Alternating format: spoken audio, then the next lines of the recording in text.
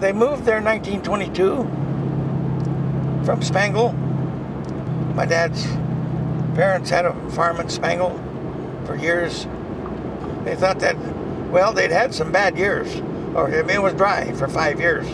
There, 1917 to 1922, it never rained, hardly. They didn't have any moisture, and the crops, there was nothing. So the timber and the evergreens, of course, in Idaho were green. So they migrated to that. They went over there they went over to the Davis Mill in the Benoit to get lumber for their farm at Spangle.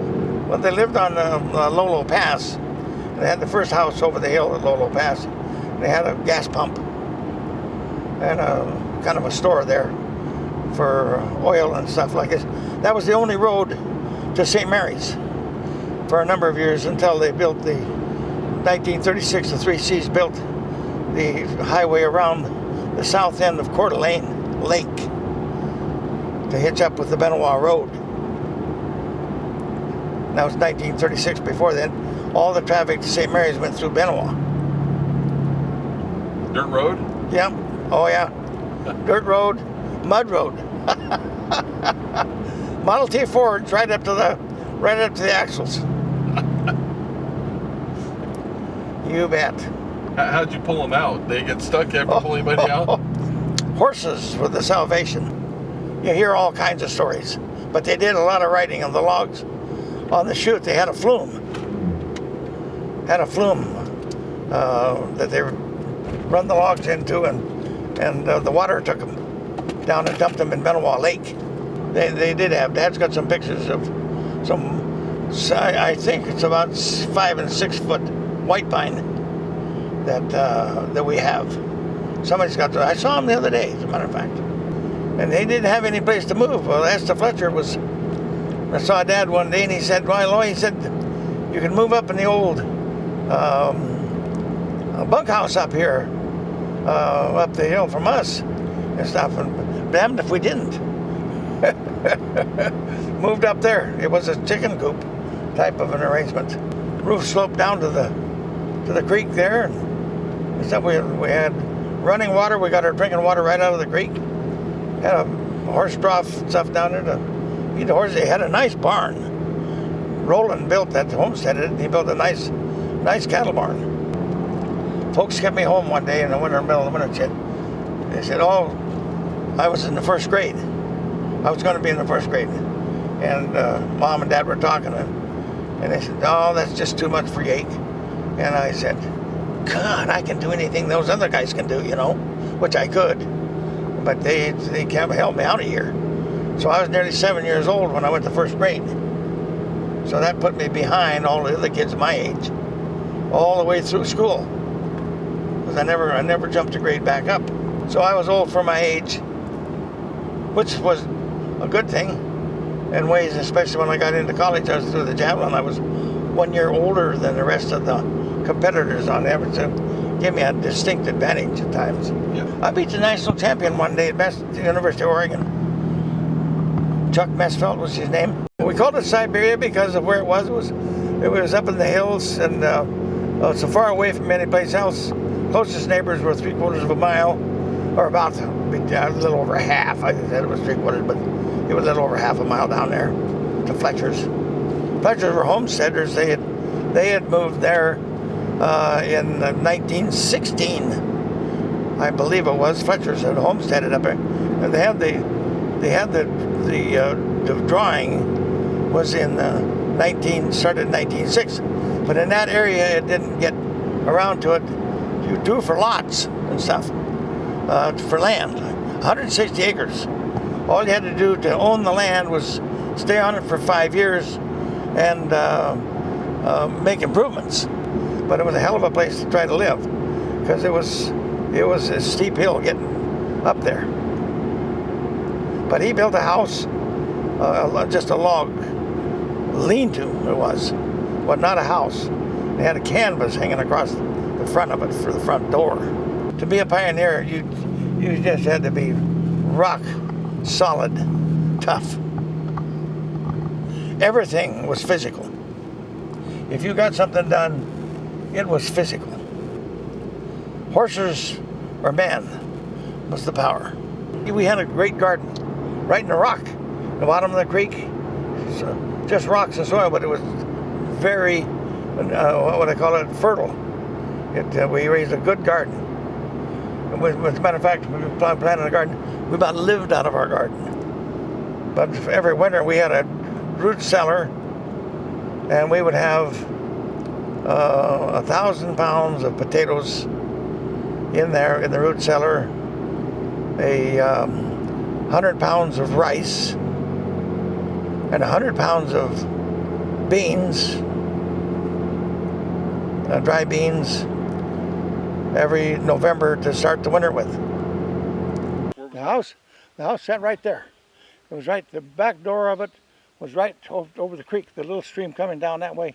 And we had a cattle trough down here made out of a hollow log that we chopped the top out of, that we watered the cattle with. The barn was setting over that big tree there, white fir, was the back of the barn. That was the manure pile. That's why it's growing so heavy, and it's nice and strong. And then this was the garden. The garden was here in the bottom of this creek. That little creek there was just on that side of it, and we had a beautiful garden. It just grew anything. It was rocky, solid rocky, but there was nutrients in it that supported it. And that was, we lived here from 1932 to 38, and which was in my formative years, so to speak. So I remember quite vividly what some of the things that went on. Had we call the winter of the blue snow was 36 and 37, and we had 9 feet of snow in the front yard. 9 feet of snow. 35 and 36, never snowed a drop. But we had some great times here.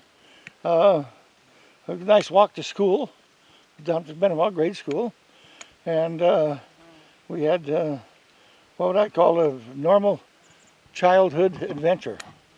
Oh well, yeah, we logged. Of course, Dad had an old 1927 Hodgson truck with single axles stuff and a 1-axle trailer, and we would load it by hand with skids. Roll the logs up with skids. But of course, we'd deck the logs, and you'd have to roll them away from where you had them. And of course, anytime you're skidding, you're digging a hole, so there's a trench back there to roll the logs out of, to get them up, to get them on skids. You know, but all done by muscle. Oh yeah, we did. We used to haul. I had an old 55 Mac, and my old, what did they call her? The guys at the yard had a name for her. Anyway, we would load her up and stuff, and they had to roll the logs on and stuff. And we got it weighed. Went across the scale and weighed it. And I figured I weighed about, the legal weight I think was 73,000 or something like this. Well, I weighed 125. I wondered why it was kind of tough pulling the pass, Another gear here and there. How'd you get down the hill? Slow. I had put a deep under in that brownie, and that was the answer to the braking problems and the power problems, because you could it would idle right up a hill in the deep under. Yeah. We started in, Dad just started picking up stuff. It was for free. You could buy 40 acres for $42, loaded with timber, making a difference what it was, if you had the money. You could have bought half of Benewell County for taxes, just pay the back taxes, and that's the way you got quite a bit of it. It's all virgin stuff. These trees here are prime timber, and good growth. This is the finest growing soil that there is in North Idaho. This is part of it. And here it takes, they grow, these trees I think grow about 7 or 8% a year. Normal trees grow 5 to 6. Something like, because those growth rings are nothing to have growth rings a half-inch apart. And a lot of them in bad soil, you can't really count them. They're that close together. It's not getting the nutrition it takes to grow. And that's what makes them good timber, because they're growing tall and making good logs out of them and straight. Oh, let's see. Well, I don't know. I started logging when I was, I think, 5 years old. I carried the wedges. We had the old iron wedges and stuff, and 8-pound mauls and things of that sort, and crosscut saws. But you came back to it. Yeah. Yeah, I did. About 80 years old? Yeah. I came back. What the hell, how many years old was that? It was a number of years back. I was in my 50s. Myron, most guys were getting out of the woods by then. You were getting back in it. I getting back in, yeah. Oh, I never felt old until I had that damn stroke. Oh, yeah. I didn't know what it was to be old or getting tired. I'm only 90, so I think I got another 10 years, something like that. Then I might have to retire.